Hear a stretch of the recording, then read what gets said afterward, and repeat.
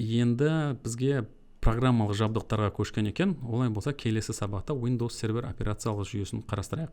Бірнеше жұмысшы 1С серверде жұмыс жасайтын осындай 1С серверлік компьютеріне біз әрине түсінікті 1С серверлік операциялық жүйесінде сатып аламыз. Windows сервер операциялық жүйесі соңғы нұсқасы 2025 жылғы, соның ішінде мысалы стандарт нұсқасы таңдалу керек екенді. Неге стандарт нұсқа ұсынылады? Себебі бұл шағын және орта бизнеске арналған оңтайлы нұсқа.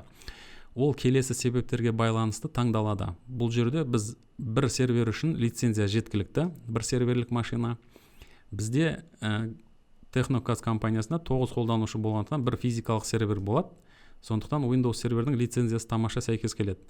Сонымен қатар осы операциялық жүйенің ішінде 2 виртуалды машинаға дейін тағы қойып орнатсақ болады, оған қолдау көрсетеді. Болашақта ол бізге қажет болып жатса. Бұл операциялық жүйелер Windows компаниясының, яғни Microsoft компаниясының Windows сервер операциялық жүйелері өте жоғары деңгейдегі программалық жабдық екені түсінікті. Олар жердегі қауіпсіздік, жаңартулар барлығы өте керемет. Сонымен қатар бұл жерге мысалы Active Directory қызметтерін қоссақ болады дейді. Ал енді Windows сервердің Enterprise Data Center нұсқалары, бұлар өте үлкен көлемдегі виртуализация, кластерлеу немесе жүздеген пайдаланушыға арналған ірі компанияға арналған. Бұл біздің жағдайда артық. Біз сондықтан Windows сервер стандарт нұсқасын сатып аламыз. Лицензия бағасына келетін болсақ, Windows сервер стандарт 16 ядроға арналған, физикалық серверге арналған бір лицензиясы 350 мың теңге шамасында деген екен. Біздің ұзақтан қолданатын жаңағы осы 1С серверге кіретін қолданушылар, олар терминал сервер қолданатын болса, ол жерде Client Access License керек. Әрбір пайдаланушы үшін қосымша лицензия 15 мың теңге көлемінде болуы мүмкін депті әр адамға. Сонымен қатар Remote Desktop Services терминал сервер үшін арналған тағы да лицензия болу керек. Ол 30 мың теңге көлемінде деп жазыпты. Біздің қолданушылар 1С серверге ұзақтан кіретін болса, бізге осы Client Access License керек пе деген сұрақ туындапты. Бізге Client Access License қажет. Егер сіз қызметкерлеріңіз серверге тікелей қосылып, ол жердегі файлдармен, принтерлермен немесе 1С программасын қолданса, онда user client қажет болады дейді лицензиясы.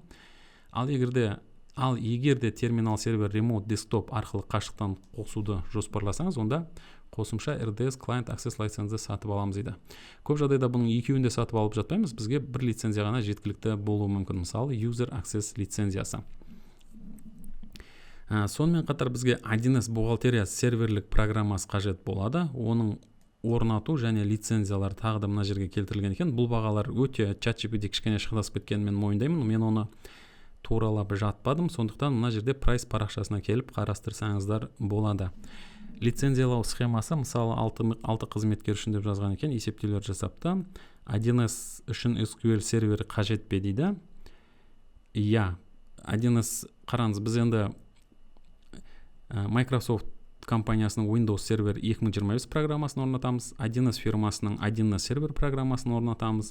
Одан кейін тағы да қосымша біздің деректер базасын сақтау үшін 1С үшін Microsoft компаниясының тағы да SQL серверін орнатамыз. Бұл бізге қажет. Егер сіздің 1С сервер компонентін орнатып жатсаңыз, 1С фирмасының 1С сервер программасын орнататын болсақ, бізге осы SQL сервер қажет екен. Бірнеше қолданушы жұмыс істейтін болса, түсінікті 10, 20, 30, 40, 50 маңызды емес. Бұл жерде бірнеше мыңдаған қолданушыға дейін жарайды негізі. Жоғары сенімділік пен өнімділік қажет болса, онда Microsoft SQL сервер 1С үшін ең сенімді және тұрақты шешім болып сақталады. Біз оның ішінде қандай нұсқасын аламыз десек, бізге түсінікті SQL сервердің стандарт нұсқасы осыны аламыз. Себебі бұл толық функционалды лицензиямен келеді және 50-100 қолданушыға дейін арналған. Экспресс нұсқасы тегін, алайда ол жерде көптеген кемшіліктер бар, шектеулер бар. Бұл әшейін жаңағы девелоперлер оны әшейін тестлеп оқу үшін арналған нұсқасы. Ол жерде қараңыз, компьютердің бір ғана ядросын пайдаланады. Ол жердегі память 1 гигабайт. Егер 1С серверде жұмыс жасайтын қолданушылар түсінікті, ол жерде 16-32 гигабайт жедел жадын талап етеді. Сондықтан экспресс нұсқасы мүлдем бізге жарамайды. Ал енді Enterprise нұсқасы бұл үлкен кәсіпорындарға арналған, өте қымбат және бізге қажет емес. Бізге ұсынылатыны, бізге қажеті осы SQL сервер стандарт нұсқасы. бағасымен лицензиялау жазылған екен мына жерде. Оның да бағасы әрине бірнеше ақша тұратыны түсінікті. Бұл жердегі баға тағы да интернеттен алына салынды, ол нақты баға емес. Қорытынды, бізге енді Lenovo сервері керек, 4 ядролы. Мына серверді сатып аламыз. Hardware, аппараттық жабдығы және Windows сервер операциялық жүйесін сатып аламыз. 1С сервер лицензиясын сатып аламыз. Microsoft SQL программасы деректер базасына және оның барлығын орнатамыз. Енді келесі қадам бізде орнатуларға кірісу екен. Олай болса кірісейік.